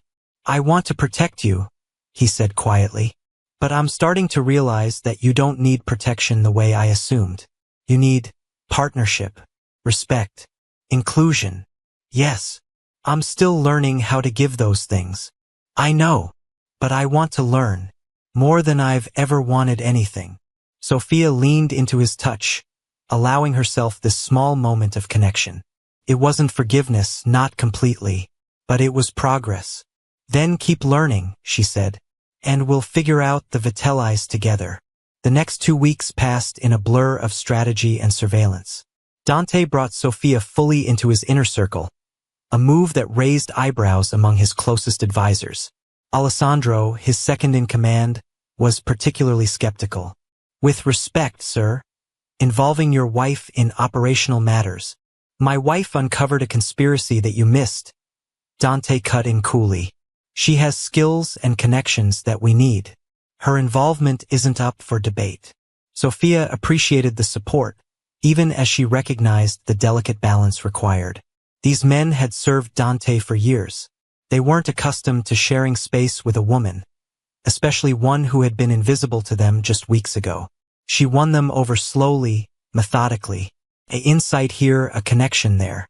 When her analysis of shipping patterns revealed a secondary avenue for legitimate expansion, one that bypassed the Vitellis entirely, even Alessandro had to acknowledge her value. The alliance between them began to feel like something real. Meanwhile, the external threat grew. Luca's networks confirmed that the Vitellis were indeed building a coalition, gathering smaller families who feared what Dante's legitimate expansion might mean for their traditional operations. The argument was simple. If Dante went fully legal, he would draw attention. Investigations would increase. Everyone would suffer. It was a compelling narrative. And it was dangerous. They're planning something for the Founders Gala, Luca reported during a secure call. 3 weeks from now. The same venue as the autumn party. Maximum visibility. What kind of something? We don't know yet. But they've been moving money, gathering loyalties, preparing. Whatever it is, it's designed to be public. Sophia felt ice in her veins. The autumn gala had been the site of her humiliation. The idea of returning there, of facing another public confrontation. But she was a Bellini, and Bellinis didn't run from fights. Then we prepare too, she told Dante that night. We don't hide. We don't cower. We show up stronger than before. Are you sure? After everything that happened there, that's exactly why we have to go back. If we avoid it, we look weak. If we show up and present a united front. She met his eyes. We changed the narrative. You'd be walking into a hostile environment, pregnant, vulnerable. I'd be walking into a hostile environment with my husband beside me and my brothers in the wings. That's not vulnerable. That's strategic. Dante studied her for a long moment. Then something in his expression shifted. Something that looked almost like awe. You're remarkable, he said quietly. I spent a year married to you and never saw it. You're seeing it now. Yes. He moved closer, his hand finding her belly where their child grew. I'm seeing everything now. Sophia covered his hand with hers. Then let's show them what we're capable of. Together. The Founders Gala was held on the first Saturday of December. Sophia had spent weeks preparing, but not in the way she had prepared for the autumn party. This time, there was no anxiety about pleasing her husband, no uncertainty about her place. This time, she knew exactly what she was walking into and exactly what she planned to do about it. Her dress was red, deep, blood red, a color that would have been too bold a few months ago. It was designed to accommodate her now visible pregnancy, flowing elegantly over the curve that had become more pronounced. Her hair was styled elaborately, her jewelry chosen for maximum impact, her makeup dramatic but sophisticated. She looked like a woman who knew her worth. When Dante saw her descending the staircase, he went very still. You look like someone not to be underestimated? Like someone I should have been paying attention to from the beginning. Sophia smiled. Hold that thought. We have a show to put on. The car ride to the palazzo was different from their last journey there. Dante's hand found hers in the darkness, and he didn't let go. Whatever happens tonight, he said, we face it together. Together, she agreed. They arrived to find the venue transformed for the winter season. White lights replacing the autumn gold, evergreen garlands winding up the staircase. A different kind of magic filling the air. The photographers descended immediately, cameras flashing as Dante stepped out and then turned to help Sophia from the car. She saw the recognition in their eyes. Everyone remembered the autumn gala. Everyone was watching to see what would happen next. Dante offered his arm, and she took it. Together they walked up the stairs. The ballroom fell silent as they entered. 500 faces turned toward them, the same 500 who had witnessed her humiliation months ago. Sophia felt their eyes like physical weight, their whispers like buzzing insects. But she didn't shrink, didn't falter. Instead, she raised her chin and walked beside her husband into the heart of enemy territory. The Vitellis were already there. Carlo Vitelli stood near the center of the room, surrounded by the allies he had gathered. His son Marco hovered nearby, looking nervous. Valentina was nowhere to be seen, probably by design, given the threat Sophia had made. The tension was palpable. Morelli. Carlo's voice carried across the room as Dante and Sophia approached. I wasn't sure you'd have the courage to show your face after your incident last time. I go where I please, Vitelli. Dante's voice was ice. My wife and I appreciate your concern for our social calendar. Your wife. Carlo's eyes swept over Sophia with barely concealed contempt. Yes, we've all heard about the miraculous revelation of her family connections. Convenient timing, wasn't it? Just when you needed the Bellini name to shore up your damaged reputation. My reputation is intact, Dante replied, which is more than can be said for your coalition of frightened old men. Carlo's face reddened. You don't know what you're dealing with, boy. Don't I? Dante stepped closer, using his height advantage. I know about the meetings you've been having, the money you've been moving, the plans you've been making. He paused, letting the words land. I know everything, Vitelli, and I know who's been feeding you information. The crowd around them had gone deathly quiet. Everyone was watching, waiting. Your little spy made a mistake, Dante continued. She underestimated my wife. Thought she was dealing with a convenient arrangement. His arm tightened around Sophia's waist. She was wrong. Carlo's eyes flickered to Sophia, reassessing. She met his gaze without flinching. The Bellini family has made their position clear, Sophia said, her voice carrying perfectly. Any move against my husband is a move against me. And any move against me is a move against us. The voice came from behind them. Sophia didn't need to turn to know who had spoken. Matteo stepped into the center of the gathering, Riccardo and Luca flanking him. They moved with the same synchronized precision as before, their presence commanding immediate attention. The Bellini family has concerns about the coalition you've been building, Vitelli. Matteo's voice was calm, conversational, utterly terrifying.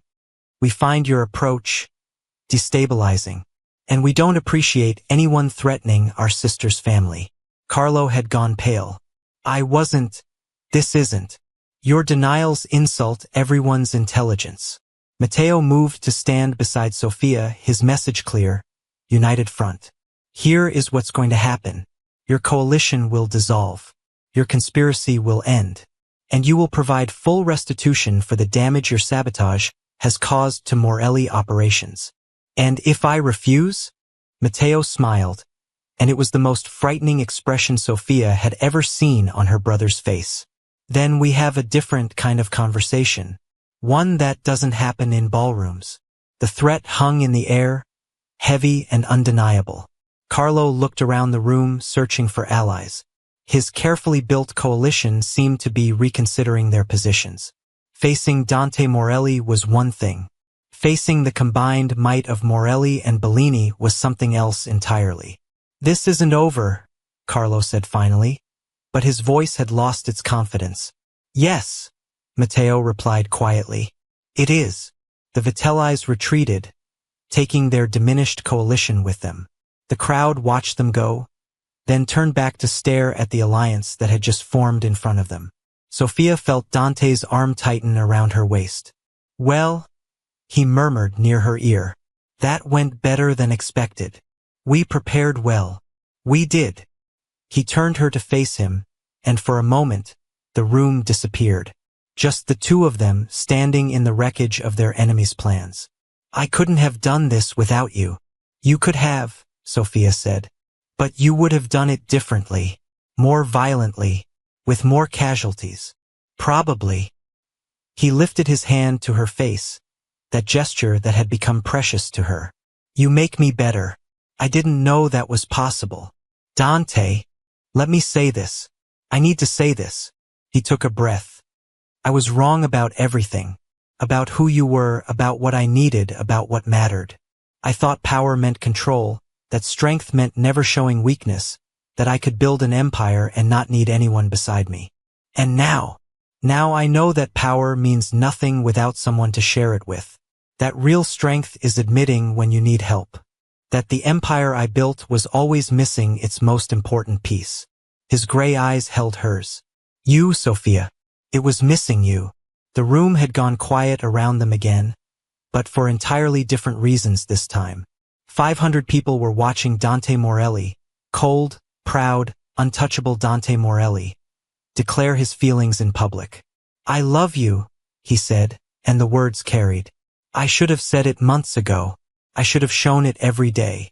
Instead, I wasted a year of our marriage being blind to what was right in front of me. Dante, I know I don't deserve forgiveness. Not after what I did to you here. Not after all the ways I failed. But I'm asking anyway. He reached for her hand, bringing it to his chest where she could feel his heart pounding. Stay with me. Let me spend the rest of my life proving that I can be the man you need. The husband you deserve. The father our child should have. Sofia felt tears threatening. Real tears this time, not the ones she had locked away months ago. She looked at the man in front of her, the man who had humiliated her in this same room, in front of these same people. But also the man who had worked every day since to change. Who had opened himself up to her judgment. Who had let her into his world and listened when she spoke. Who had just declared his love in front of 500 witnesses, knowing that if she rejected him, they would all see him fall. That took courage. A different kind than he was used to, but courage nonetheless. I love you too, she said softly. Even when I hated you, part of me loved you. I couldn't stop, no matter how hard I tried. Then you'll stay? I'll stay. She smiled through her tears. One day at a time. One step at a time. Building something real. Dante pulled her into his arms, holding her gently because of the baby, but with an intensity that said he never intended to let go. The room erupted in applause. Not the polite, obligatory kind, but genuine celebration. Whatever they had come to see tonight, this wasn't what they expected, and it was infinitely better. When Dante finally released her, Sophia turned to find her brothers watching with expressions that ranged from approval to grudging acceptance. "The month isn't over yet," Matteo pointed out, but there was no real warning in his voice. "I'll take my chances," Sophia replied. Ricardo stepped forward, his protective instincts clearly warring with his respect for her choices. "If he ever, then you can burn his empire to the ground. We discussed this." "We did." Ricardo's eyes moved to Dante. "Don't make me test that promise." "I won't," Dante said simply, and somehow everyone believed him. The rest of the evening passed in a blur of congratulations and strategic conversations. The power structure of Rome's elite had shifted visibly, and everyone wanted to understand what it meant for them. Sophia moved through it all with grace, her hand often finding Dante's, their new alliance visible in every glance and gesture. By midnight, they were both exhausted. "Take me home," Sophia murmured as they said their final goodbyes. "Home," Dante agreed. "Our home." The car ride back was peaceful, her head resting on his shoulder, his arm wrapped around her. The city lights passed by outside, but neither of them watched. "I want to renew our vows," Dante said quietly. Sophia lifted her head. "What?" "Our wedding was a business arrangement. I want something real, something that represents what we have now, not what we had then." "You want to get married again?" "I want to marry you this time, the real you, with your family present, with our child as witness." He touched her belly gently. "I want to promise you forever and mean it." Sophia felt her heart swell. "That's unexpectedly romantic. Is that a yes?" "That's an I need to think about it. But I'm leaning toward yes." Dante smiled. A real smile. Not the cold public version, but something warm and private. "I can work with that." They arrived home to find the staff had retired for the night. The house was quiet, lit only by the security lights that never went off. But tonight it didn't feel cold. "Sophia," she turned at the bottom of the staircase. "Tonight, when you were standing there in that dress, facing down the Vitellis, standing with your brothers," he shook his head. "I realized something." "What?" "I realized that I've been afraid my whole life. Afraid of weakness, of failure, of needing anyone. But watching you, seeing what real strength looks like, I understood that fear has been holding me back." He moved closer. "You're not afraid. You never have been." "That's not true," Sophia said softly. "I've been afraid of plenty of things. I was afraid you would never see me. Afraid I'd made a mistake marrying you. Afraid I'd have to raise this baby alone. And now I'm afraid of different things." She smiled. "But I'm not afraid of us anymore. Not afraid of what we could become." Dante reached for her, his hands finding her waist, pulling her gently closer. "Stay with me tonight," he said. "Not just in the same room. With me." Sophia looked at the man she had married, the man she had hated, the man she had learned to love. She saw the journey they had taken and the journey still ahead. And she made her choice. Yes. Later, in the darkness of their bedroom, with the city lights painting shadows on the walls, Sophia lay in Dante's arms and felt something she hadn't felt in a long time. Peace. Not the absence of problems, there would always be problems. The Vitellis would nurse their grudge. Business would bring new challenges. The baby would arrive in 4 months and change everything again. But peace in knowing she wasn't alone. Peace in knowing she was seen, valued, loved. "What are you thinking?" Dante murmured, his hand tracing patterns on her shoulder. "I'm thinking about the future. Good thoughts or worried thoughts? Hopeful thoughts." She turned to face him in the darkness. "I'm thinking about our child growing up in a house full of love. I'm thinking about building something lasting together. I'm thinking about getting old with you and still having conversations like this. That sounds..." He paused, searching for words. "That sounds like something I never let myself want. And now I want it more than anything." He pulled her closer. "Now I can't imagine wanting anything else." They lay there as the night deepened. Two people who had started as strangers, become enemies, and found their way to something real. It wasn't a fairy tale. It was better. It was hard-won, tested by fire, built on honesty instead of illusion. It was love. The vow renewal took place on a spring afternoon, 5 weeks after their son was born. Matteo Bellini walked his sister down the aisle of a small chapel in the Italian countryside. Riccardo and Luca stood as witnesses. Alessandro and the rest of Dante's inner circle sat in the pews, their skepticism from months ago transformed into genuine respect.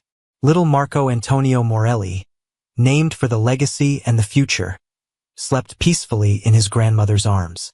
Mrs. Bellini had traveled from the family estate for the occasion, meeting her grandson for the first time and silently approving of the man her daughter had transformed. Dante waited at the altar, his black suit perfect, the tattoos that climbed his neck and arms visible in the afternoon light. But his eyes were soft as he watched Sophia approach. His cold mask dissolved completely. She wore ivory this time, not white, because this wasn't about pretending to be something she wasn't. The dress was simple, elegant, showcasing the woman she had become rather than the girl she had never been. The ceremony was intimate, personal, nothing like their first wedding. When the officiant asked Dante to speak his vows, his voice was steady and sure. I vow to see you, truly see you, every day of our lives, to value your strength as much as your softness, to trust your judgment, respect your choices, and treat you always as my equal and my partner. I vow to be present, to communicate, to choose our family over my pride. And I vow to love our son with everything I have, teaching him by example what it means to be a man worthy of the women in his life. Sophia felt tears streaming down her face and didn't bother to hide them. When it was her turn, she took his hands and spoke from the heart. I vow to keep seeing who you really are, beneath the armor and the reputation. To challenge you when you need challenging and support you when you need support. To build with you, fight beside you, and face whatever comes together. And I vow to love you, not the convenient arrangement, not the business alliance, but you. The man who brought me breakfast. The man who learned to change. The man who declared his love in front of 500 people because I deserved to hear it publicly after being hurt publicly. The room was silent except for a few quiet sniffles. I now pronounce you husband and wife again, the officiant said with a smile. You may kiss your bride. Dante pulled her into his arms and kissed her with all the passion that their first wedding had lacked. The small crowd erupted in cheers, and somewhere in the background, baby Marco let out a small cry, already learning to make his presence known. When they finally separated, Dante leaned his forehead against hers. Forever, he murmured. Forever, she agreed. Behind them, Matteo Bellini nodded once with approval. The brother who had been ready to burn down an empire had witnessed something better, the building of a true partnership. Riccardo was subtly wiping his eyes, though he would deny it later. Luca simply smiled, already calculating the strategic advantages of a united Morelli-Bellini dynasty. And Sophia, standing in the arms of the man she loved, feeling the weight of the ring on her finger and the promise it represented, felt the final piece fall into place. This was what she had fought for, what she had waited for, what she had almost lost. This was home. 2 years later, the Morelli estate had been transformed. Where once there had been cold marble and impersonal elegance, now there was warmth. Children's toys appeared in corners. Family photographs lined the walls. The sound of laughter echoed through halls that had known only silence. Marco Antonio Morelli, now 2 years old, ruled his kingdom with the confidence of a child who had never known anything but love. His dark hair came from his father, but his hazel eyes were all Sophia's, and he used them to devastating effect when he wanted something. Sophia watched from the garden as Dante chased their son through the roses. The dignified mafia boss reduced to playful growling as he pretended to be whatever monster Marco had invented today. He's good with him. She turned to find Matteo standing beside her, coffee in hand, watching the same scene. He is, she agreed. Better than I ever imagined. I'm glad. Her brother's voice was soft, sincere. I had my doubts. I know. But you were right. About him. About what he could become. Matteo met her eyes. I underestimated both of you. That seems to be a family trait where I'm concerned. He laughed, a rare sound. Perhaps. But I'm learning. Dante jogged over, Marco squealing with delight on his shoulders. The little boy reached immediately for Sophia, who took him into her arms with practiced ease. Uncle Matteo, Marco demanded attention, switching targets. Watch me run. Again. Matteo feigned exhaustion, but he was already setting down his coffee. Very well. Show me how fast you are. Sophia watched her brother chase her son through the garden and felt her heart expand with joy. Dante's arm came around her waist, pulling her against his side. Happy? He asked. Beyond measure. Good. He pressed a kiss to her temple. Because I have something to tell you. Oh. The Vitellis have formally surrendered their claims. Carlo has agreed to step down, and Marco, the elder Marco, has been negotiating with Luca for terms of peace. By next month, the last of our enemies will be neutralized. That's wonderful. It is. But that's not what I wanted to tell you. Sophia turned to look at him. Then what? Dante's hand moved to her stomach, still flat, but not for much longer if her suspicions were correct. I know, he said softly. I can tell. Sophia felt her breath catch. She had only confirmed it herself yesterday. How? Because I know you now. Because I know you now, he repeated, his gray eyes soft with wonder. I know the way you touch your stomach when you think no one's watching. I know you've been avoiding wine at dinner. I know you've been tired in the afternoons, just like you were with Marco. Sophia felt tears prick her eyes. I was going to tell you tonight. I had this whole plan. Dinner, candles, the moment perfect. Every moment with you is perfect. Dante pulled her closer, his hands still resting protectively over where their second child grew. I spent so many years believing I didn't need anyone. That vulnerability was weakness. That love was a liability. And now I know that you are my greatest strength, that our family is the only empire that matters, that everything I built before means nothing compared to what we've built together. Marco came running back, Matteo following at a more dignified pace. The little boy crashed into his parents' legs, demanding to be picked up, and Dante lifted him easily. Mama crying, Marco observed with a toddler's brutal honesty. Happy tears, amore, Sophia assured him. Mama has happy tears. Why happy? Dante met Sophia's eyes over their son's head, a question in his gaze. She nodded. Because, Dante said carefully, you're going to be a big brother. Marco's face scrunched in confusion. Big brother. There's a baby growing in Mama's tummy, Sophia explained. A little brother or sister for you. The concept was clearly too abstract for a 2-year-old. But Marco seemed to grasp that something significant was happening. He patted Sophia's stomach solemnly. Baby, he said. Then, with the mercurial attention span of his age, can I have gelato? The adults laughed, tension breaking into joy. Gelato for everyone, Dante declared. We're celebrating. The news spread quickly through both families. Ricardo arrived within hours, unable to resist seeing his sister's happiness in person. He brought gifts for Marco and demands to know every detail of Sophia's health. You're hovering, Sophia told him fondly. I'm protecting. Same thing with you. He grinned, unrepentant. You're carrying my niece or nephew. I'm entitled to hover. Luca sent his congratulations through secure channels, along with a detailed analysis of how this pregnancy would affect various strategic considerations. Sophia read it, laughed, and filed it away. Her youngest brother would never change, and she loved him for it. The Bellini family matriarch, Sophia's mother, a formidable woman who had raised 4 children in the shadow of empire, arrived the following week. She swept through the Morelli estate like a force of nature, reorganizing staff, critiquing decor, and somehow managing to charm everyone she encountered. You've done well, she told Sophia quietly, on the evening before her departure. They were sitting in the garden, watching the sunset paint the sky in shades of gold and rose. With the house. With everything. The house. The husband. The child. The life you've built. Her mother's eyes, the same hazel as Sophia's own, held warmth rarely shown to outsiders. Your father would be proud. Sophia felt the familiar ache of loss.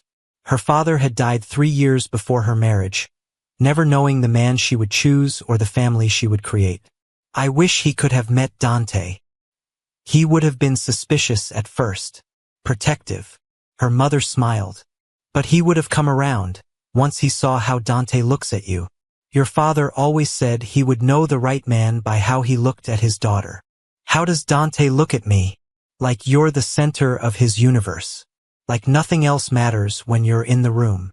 Her mother reached over to squeeze her hand. The same way your father looked at me. Sophia let the tears fall this time, not bothering to hide them. I miss him. So do I. Every day. Her mother's voice was steady, practiced in the art of carrying grief alongside joy. But he lives on in you, in your strength, your wisdom, your stubborn refusal to accept less than you deserve. And now he'll live on in your children too.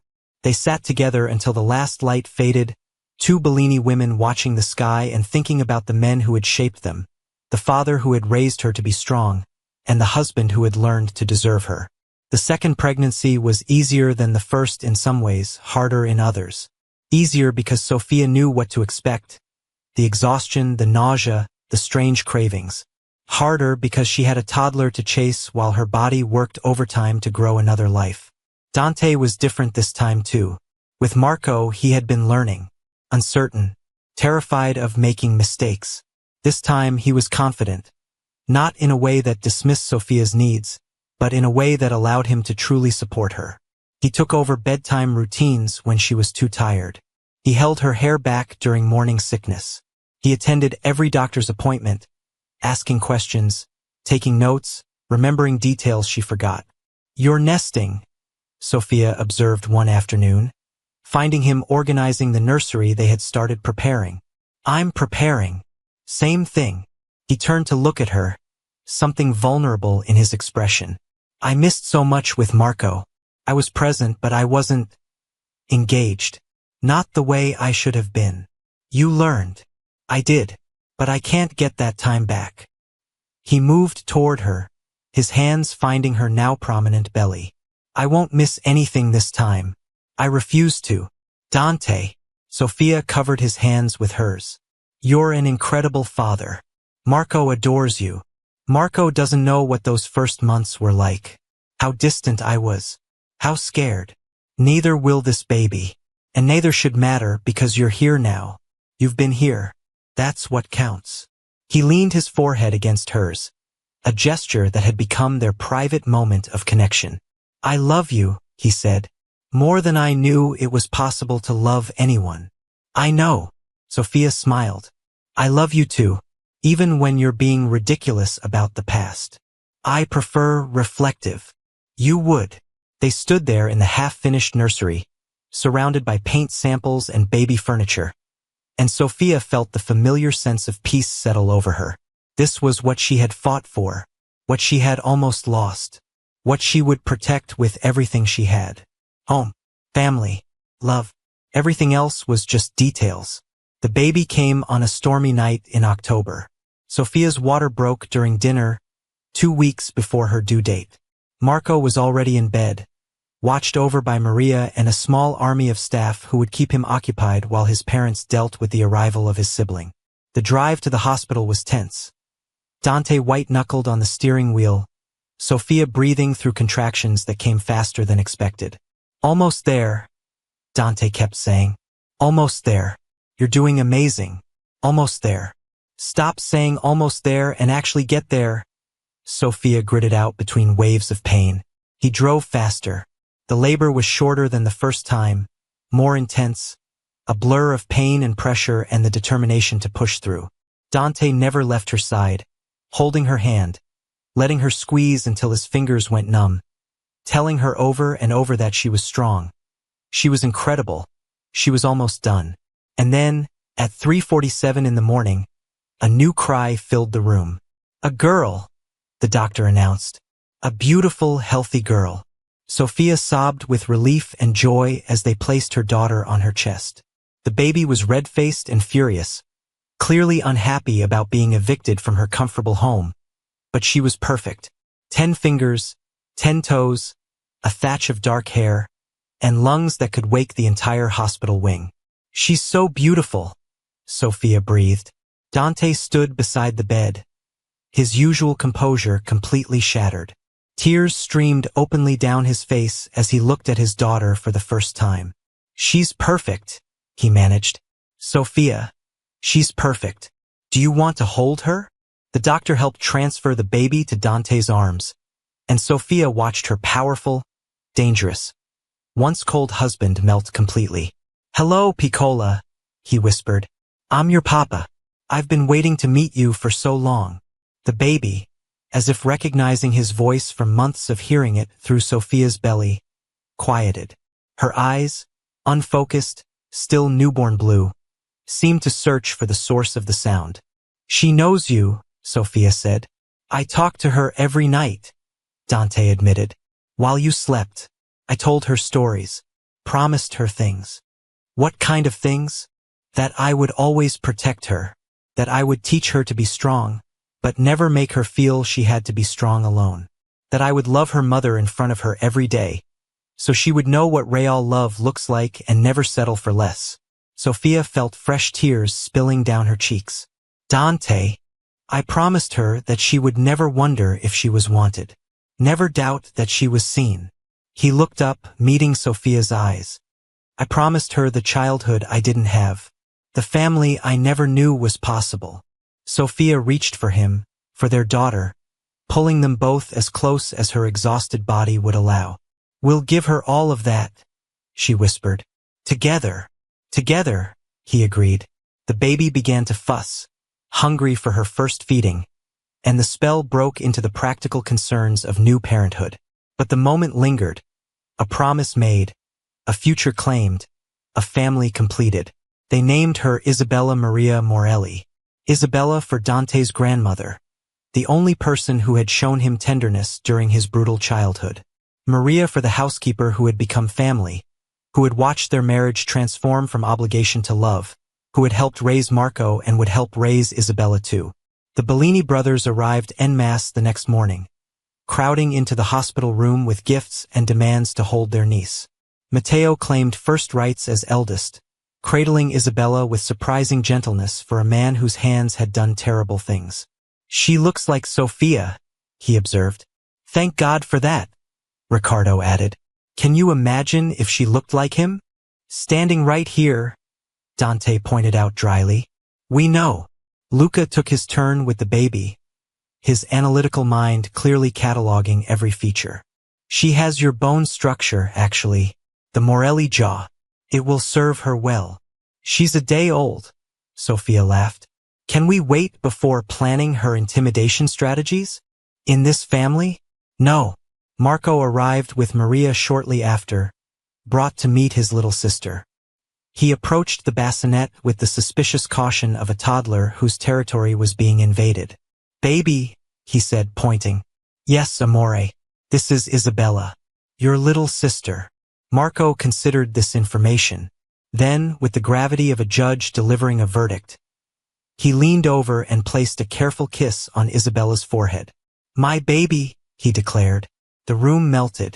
"Yes," Dante said, his voice rough with emotion. "Your baby sister. You're going to help take care of her, right?"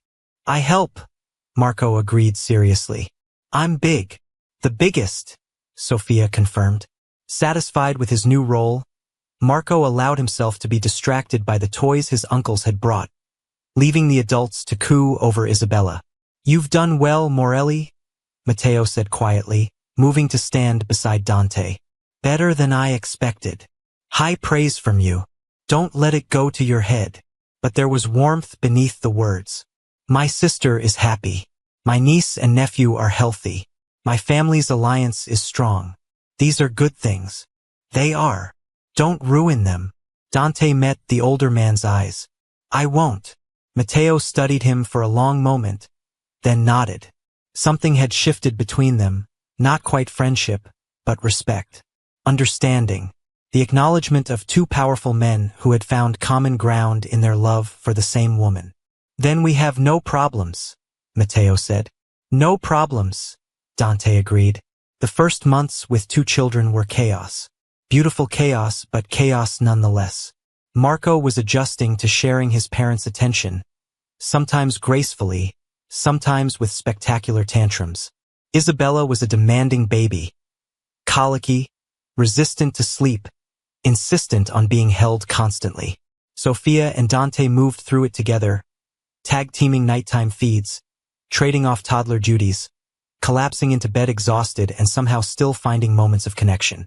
I never imagined this, Dante admitted one night, as they lay in the darkness listening to the silence that meant both children were finally asleep.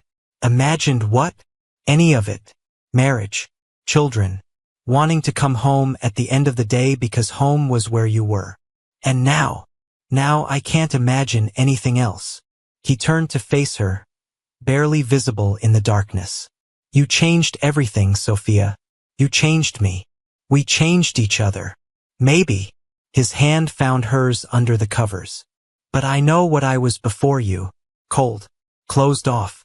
Convinced that power was the only thing that mattered. And what are you now? Still cold to most people, he admitted with a trace of humor. Still closed off. Still convinced that power matters. But I know it's not the only thing. I know that what happens in this house, the love, the family, the life we're building, is more important than any empire. That's quite an evolution. I had a good teacher.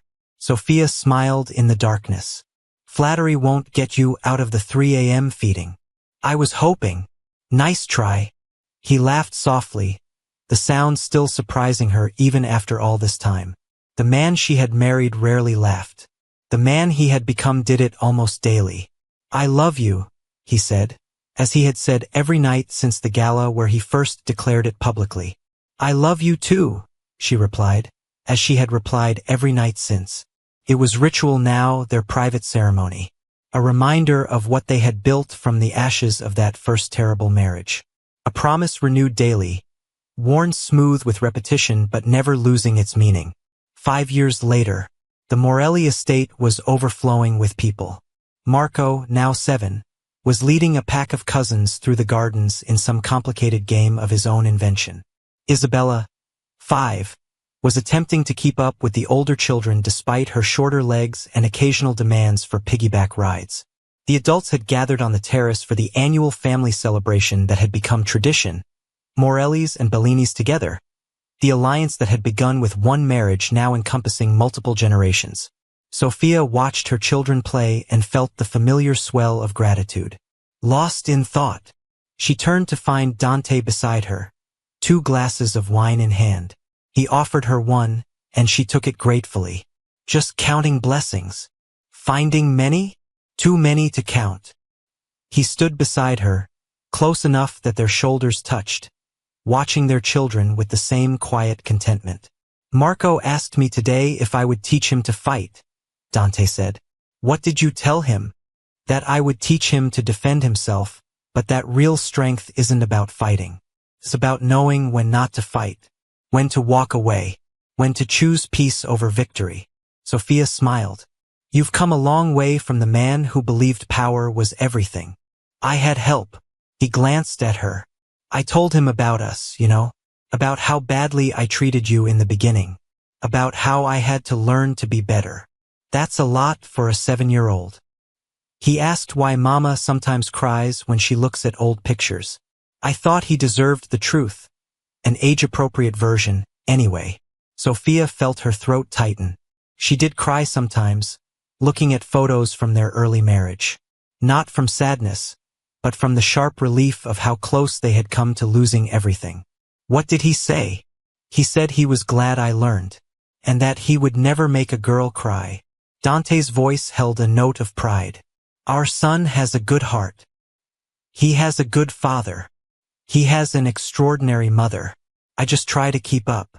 Across the garden, Isabella had given up on the bigger children's game and wandered over to where her grandmother sat in the shade.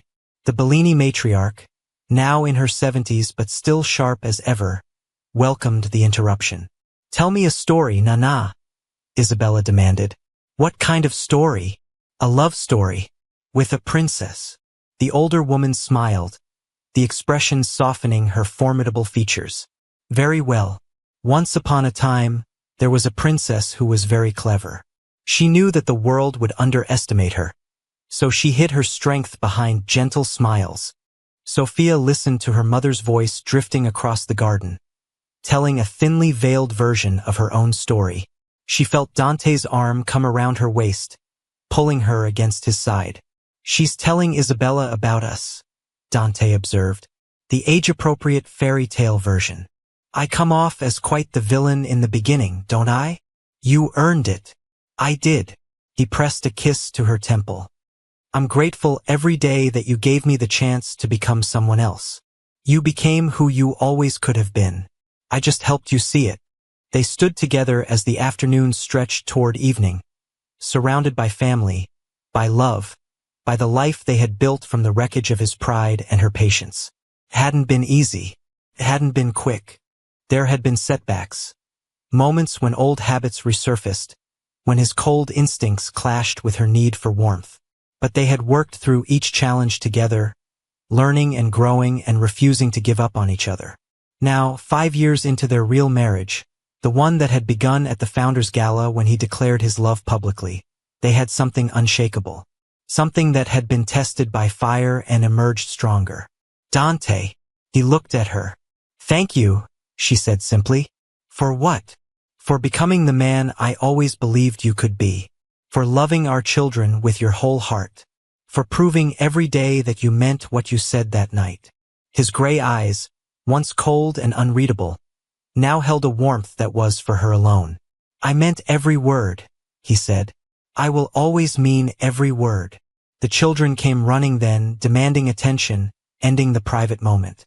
But Sophia held onto it anyway, another memory to add to the collection, another proof that love could grow from the most unlikely soil. She had been underestimated once, humiliated publicly, forced to reveal a strength she had kept hidden. But she had also been loved, truly, deeply, transformatively loved, by a man who had learned to see her. That was the story she would tell her children someday. Not the fairy tale version, but the real one. The story of how their father had been cold and proud and broken. How he had hurt her badly, publicly, unforgivably. And how he had spent every day since then proving that people could change. That love could heal. That second chances were worth fighting for. It was a better story than any fairy tale. Because it was true. The end. This story was about the journey from darkness to light, from pride to love, from isolation to family. If it moved you, remember that growth is always possible. For ourselves and for those we love. Thank you for walking this path with Sophia and Dante. Please like, share, and subscribe.